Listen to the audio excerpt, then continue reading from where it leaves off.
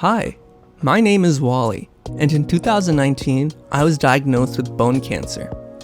I wanted to share a little bit about what cancer is, how we treat it, and what some of my experiences were like in dealing with it. Your body is made up of lots and lots of really tiny blocks called cells.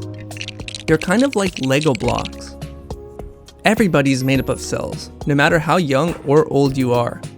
And every part of your body is made up of special types of cells. For example, your bones are made of bone cells, and your skin is made out of skin cells. As you grow, cells multiply like this. Healthy cells know when it's time to multiply and when it's time to stay the same and do its work. Cancer cells are cells that don't know when to stop multiplying. They keep multiplying and multiplying, and they interrupt the work of all the good cells. Because they keep multiplying, cancer cells usually make a tumor, a growing cluster of these cancer cells. But this depends on the type of cancer you have and the kind of cells your cancer cells came from.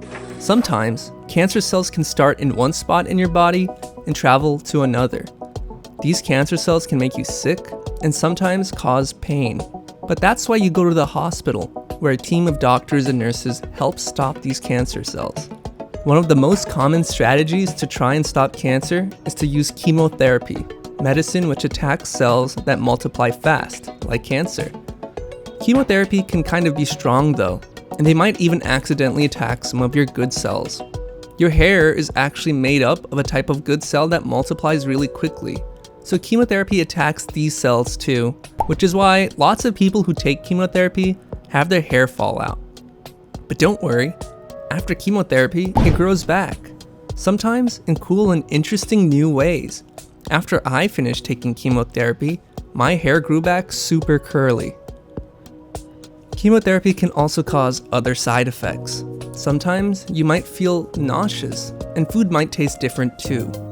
But doctors and nurses can give you other medicine that help control these side effects. Chemo is given through something called a Mediport that sits in your chest. Doctors and nurses use it to test your blood and to give you medicine through a tube and needle.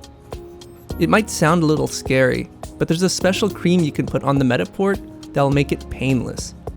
You can think of it the same way a rocket ship attaches to a space station. The nurses will make sure there's a clean and successful landing. Cancer isn't easy to deal with, but if you can stay strong, it'll be over before you know it. Remember to take it one day at a time.